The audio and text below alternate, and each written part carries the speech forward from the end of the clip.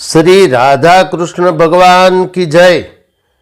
आज इस वीडियो में हम ये सुनेंगे, मनुष्य अपने पितरों को अनंत काल तक और अक्षय अर्थात कभी घटे ना ऐसी तृप्ति कैसे प्राप्त करा सके। तो बहुत सरल उपाय है, ये पूरा वीडियो आप देखिएगा तो मैं आपको समझाने का प्रयत्न कर रहा हूँ कि कैसे ये सब संभव होगा। क्योंकि पितरों का ऋण मुक्त होना मनुष्य का दायित्व है, फर्ज है। देखिए, जो जीवात्मा मानव देह प्राप्त करता है उस पर 10 ऋण होते हैं। ऋण माने बकाया, चुकते करना, उधार अदा करना, बहुत से भिन्न भिन्न नाम है पर्यायवाची। तो जो जीव मानव देह प्राप्त करता है उस पर शास्त्र कहता है 10 ऋण होते हैं। अगर ये उधार अदा नहीं किया, चुकते नहीं किया तो आगे कैरी फॉरवर्ड होगा, अगले जन्मों में जाएगा ये हिसाब। क्योंकि ये हिसाब तो भगवान का है ना, तो इससे बच नहीं सकता कोई जीव। अस्तु, तो 10 ऋण पहले समझिए। जो जीव मानव देह प्राप्त करता है उस पर 10 ऋण।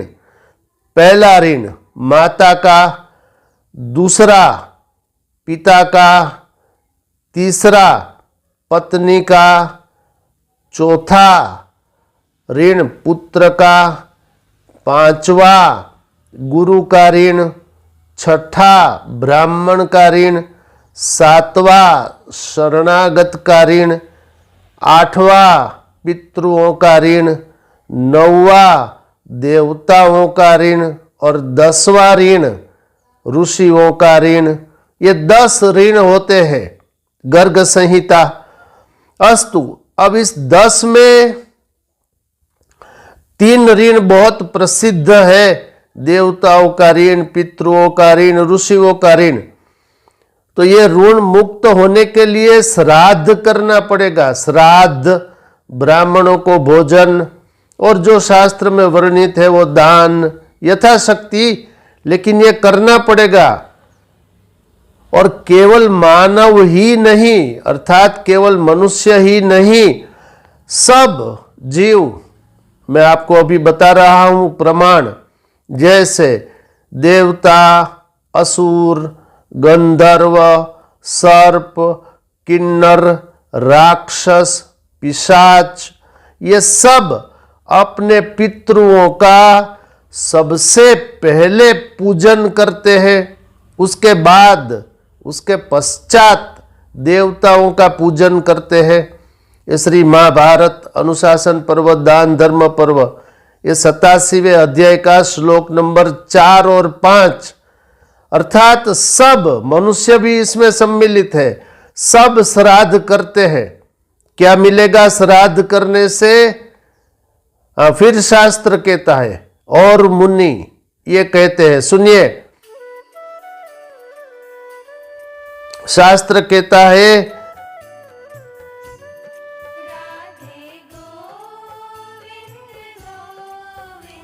जो जीव श्राद्ध करता है श्रद्धा पूर्वक, उसके श्राद्ध कर्म करने से मनुष्य ब्रह्मा को, इंद्र को, रुद्र को, अश्विनी कुमार को, सूर्य को, अग्नि को, वसुगण को, मरुदगण को, पितरों को, समस्त स्थावर जंगम सबको प्रसन्न कर लेता है। इसलिए श्राद्ध करना चाहिए। ये श्री विष्णु पुराण 3रे अंश के ये 14वें अध्याय का श्लोक नंबर 1 और 2, इसका मैंने आपको भावार्थ सुना दिया। तो स्थावर जंगम और सब पितृ सब तृप्त हो जाएंगे। और पितरों की तृप्ति भी श्राद्ध कर्म करे और ब्राह्मणों को क्या अर्पण करे उस पर निर्भर है। जैसे पितरों की 1 मास तक की तृप्ति मनुष्य कर सकता है, 2 मास की, 3, 4, 5, 6, 7, 8, 9, 10, 11 महीने, 12 महीने अर्थात 1 वर्ष तक की भी तृप्ति करा सकता है। लेकिन इतने से क्या काम होगा, क्योंकि हमारा जो लक्ष्य है और होना भी चाहिए कि पितरों को अनंत काल तक तृप्ति रहे और अक्षय तृप्ति रहे। तो 1 से 12 महीने तक तो पितरों को तृप्त करा सकते हैं, ये श्री महाभारत कहती है। आगे सुनिए, इसके आगे श्री विष्णु पुराण कहता है कि भाई 8 वर्ष तक की भी तृप्ति पितरों को करा सकते हैं, 12 वर्ष तक की भी पितरों को तृप्ति करा सकते हैं, और 1000 वर्ष तक की भी पितरों को तृप्ति करा सकते हैं, 10,000 वर्ष तक की भी पितरों को तृप्ति करा सकते हैं, और 10 सहस्त्र युग इतने लंबे समय तक की भी पितरों को परम तृप्ति करा सकते हैं। लेकिन इसके आगे अनंत काल तक तृप्ति कैसे करावे और अक्षय तृप्ति कैसे करावे, ध्यान दो।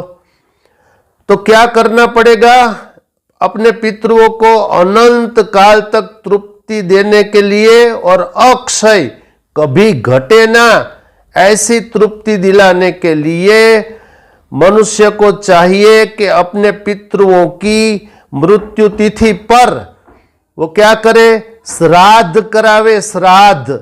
उसके पश्चात वो जीव अर्थात वो मनुष्य अपने पितरों के लिए श्राद्ध कराकर ब्राह्मणों को क्या करे, अन्नदान करे, यव अर्थात जव का भी दान करे, कंद मूल का भी दान करे, फल का भी दान करे और जल का भी दान करे। ये सब दान करे और इसके साथ तिल का भी दान करे, और ये सब दान करने के साथ मधु अर्थात शहद इसको मिश्रित करके ये सब पदार्थ, सब फल, सब द्रव्य, सब जल जो कुछ भी हम देते हैं अपने पितरों की मृत्यु तिथि पर, तो ये सब अर्पण करके दे, तो क्या होगा, मनुष्य अपने पितरों को अनंत काल तक और अक्षय तृप्ति दिला सकते हैं। अब प्रमाण सुनिए, ये मैंने आपको श्री महाभारत के अनुशासन पर्व के दान धर्म पर्व के अध्याय 88 के श्लोक नंबर 15 का कुछ भावार्थ सुना दिया। अस्तु, इस वीडियो में इतना ही। ऐसे ही धर्मयुक्त वीडियो को देखने के लिए देखते रहिए मोरे श्याम चैनल। इसे लाइक, शेयर, कमेंट, सब्सक्राइब अवश्य करिए। शेष फिर कभी। बोलिए श्री राधा कृष्ण भगवान की जय।